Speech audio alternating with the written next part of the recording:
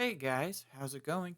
It's the Anime Over Analyst here, and today I wanted to give my no spoiler review of Made in Abyss, the manga series.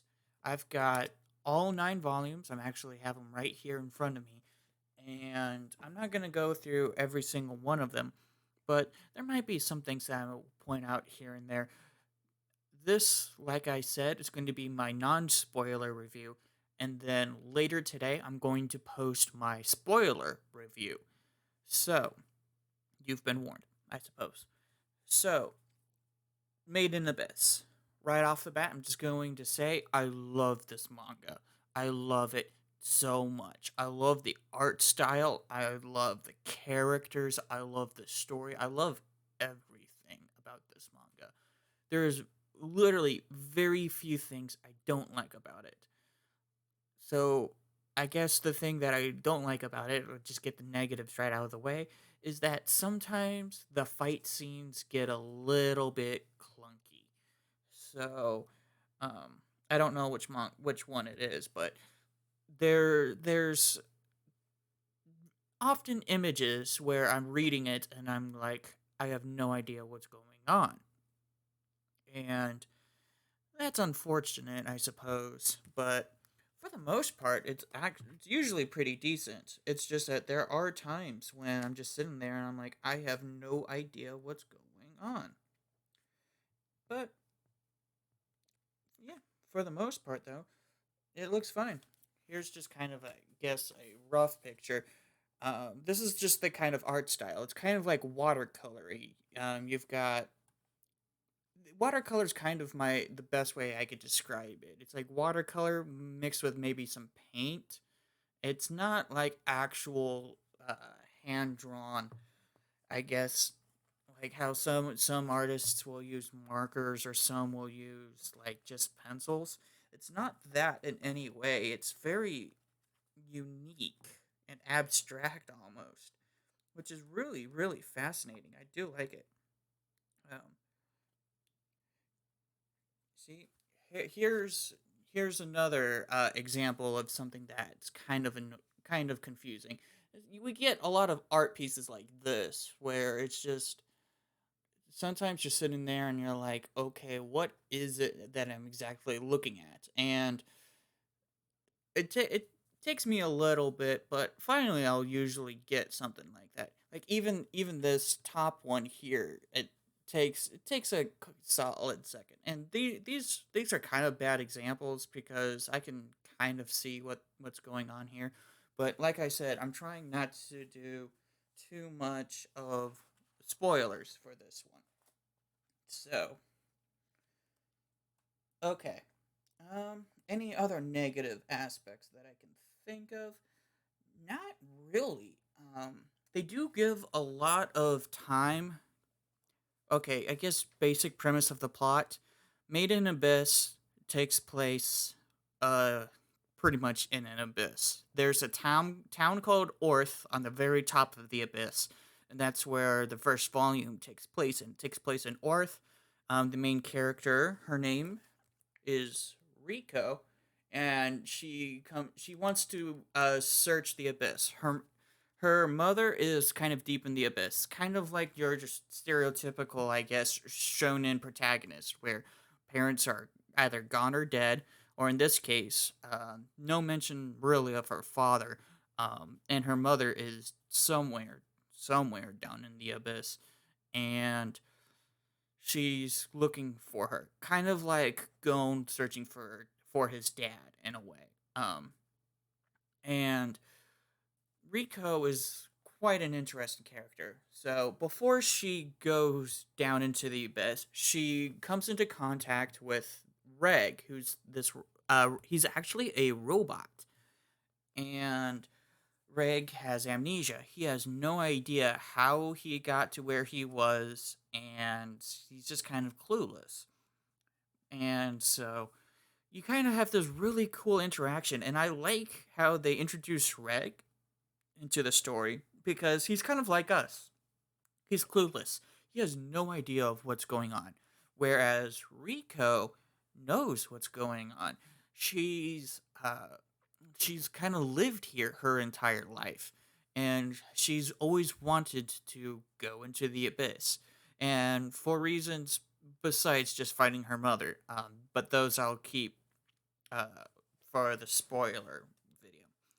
So overall, like after the first volume, they start going into the abyss and kind of really learning how dangerous the abyss is. The abyss, in a nutshell, is just a bottomless pit. No one's found the bottom to it. And so as people descend, she gets to even more and more dangerous scenarios. And you kind of got to see how the abyss itself has warped people. And you start getting a sense about a quarter of the way in when she starts meeting, I guess, Liza the Annihilator. That's pretty early on, and if you've seen the anime, that's pretty early on, and kind of seeing how crazy Liza is, and then you keep going further, and she meets more and more crazier people, and eventually she starts meeting people who aren't really even human, and but it's kind of it kind of becomes a gray area of where people are, and that's kind of amazing. I really love just kind of I really love seeing the transformation of characters in this series, mostly in the most recent three volumes, volume 7, 8, and 9. I actually reread those. Volume 9 literally came out about 2 weeks ago.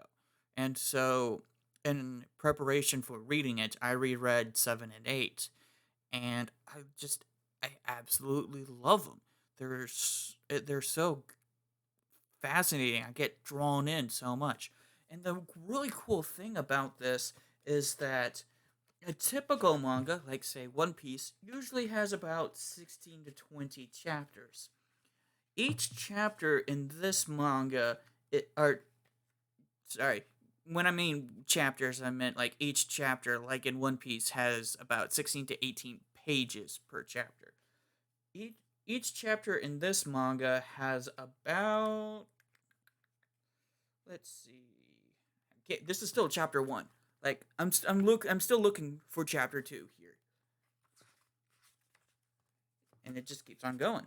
Oh, I might have skipped chapter 3 because that went to 3. Da, da, da. Okay, so chapter 1, and you can see this beautiful art. Like this is just the first page. I love it. There's the city of Orth right there. Rico, obviously. It's so hard to deal with this with the camera, but yeah, this is pretty much what the art is, and it's just amazing. But yeah, and basically, it's like I said, they're really about 30 to 40 pages depending on the chapter itself. Like some chapters are long and I love it. I love how long some of these chapters are because you really get to go into depth of what's happening around. Unlike say One Piece or some other of the weekly releases where you get 16 to 20 pages and sure they could be really awesome, but sometimes it just feels way compact. It feels too fast, you know. It it with this it feels a lot more fleshed out, which is amazing. And I actually started reading the series after I saw the first season of the anime. And so I do recommend watching the anime. I have not seen the movie, and so I'll probably do a review soon with the movie. However, just kind of going off of what I've seen in the manga, it's been so amazing. So, yeah, I'm pretty much gonna wrap it up here. Um I will say yes, the characters look young, and they are young. Rico here is like 12 years old, I believe. She is super young. It may not even be 12. I'm going to see if I can quickly find an age, but I don't think I'm going to see one real soon. So, yes, they're really young.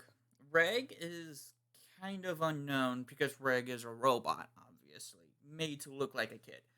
And I guess that could be a negative aspect of this manga is that there are a lot of children in this manga. In fact, I originally compared Promised Neverland in one of my early Promised Neverland reaction reviews. I compared it to Made in Abyss because they both had the same feeling.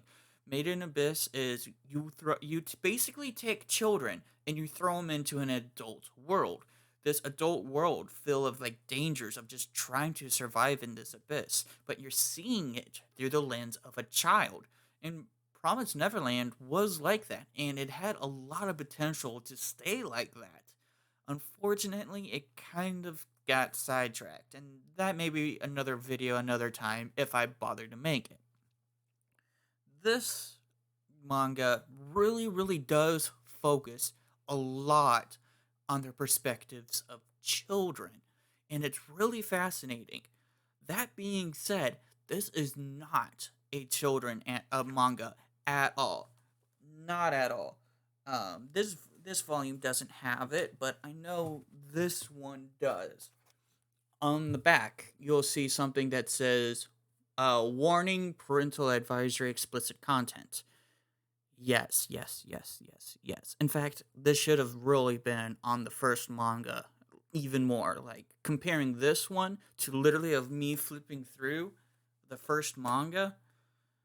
The first manga should have an explicit warning, I suppose. But it came out it literally came out. When did it come out?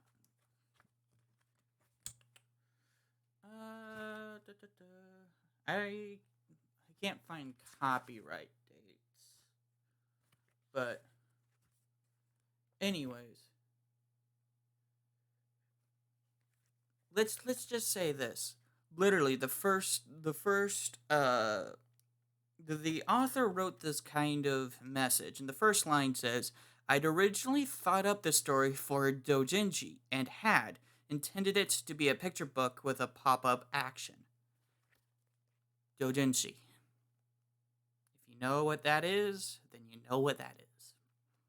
So, yes, there's a lot of nudity. I'm just going to say it right outright. There is a lot of nudity in this series. You can take that as a plus, you can take that as a minus. And yes, it is children nudity as well.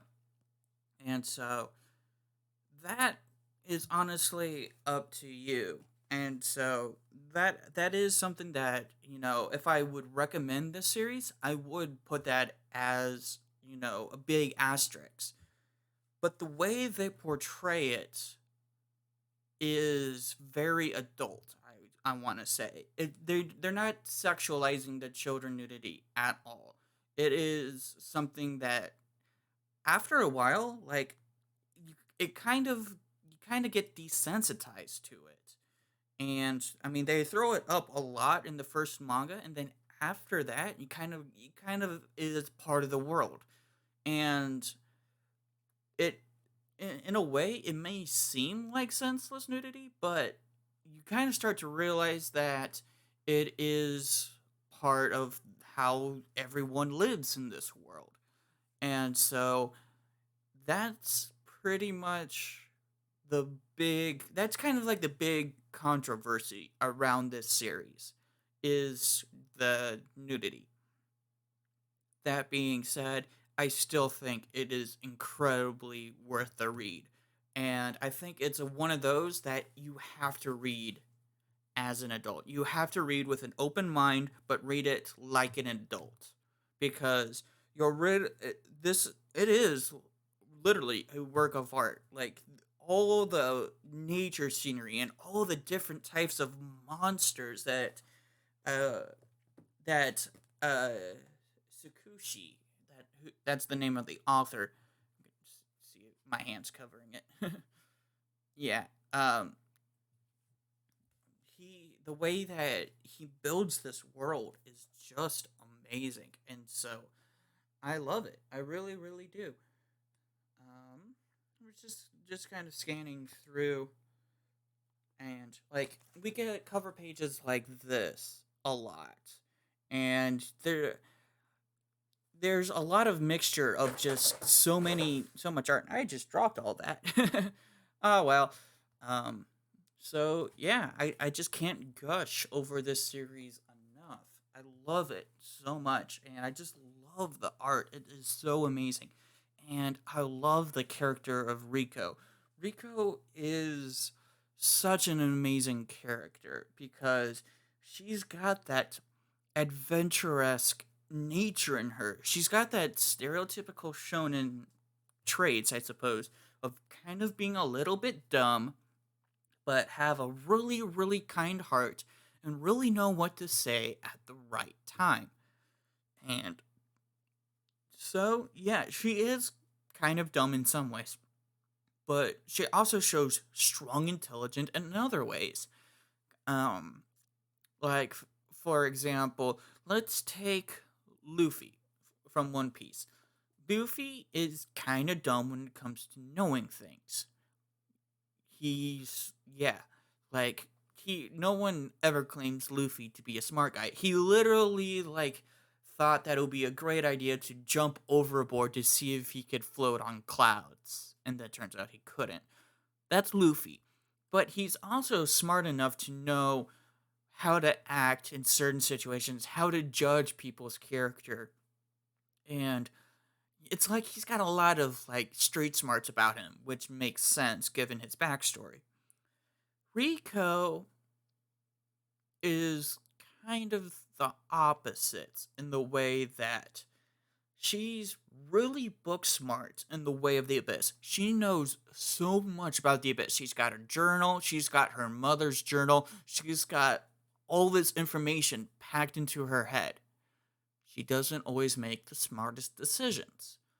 And in a way, I still like that. I still like the little, it makes her a flawed character and it keeps it in perspective that she's only 12.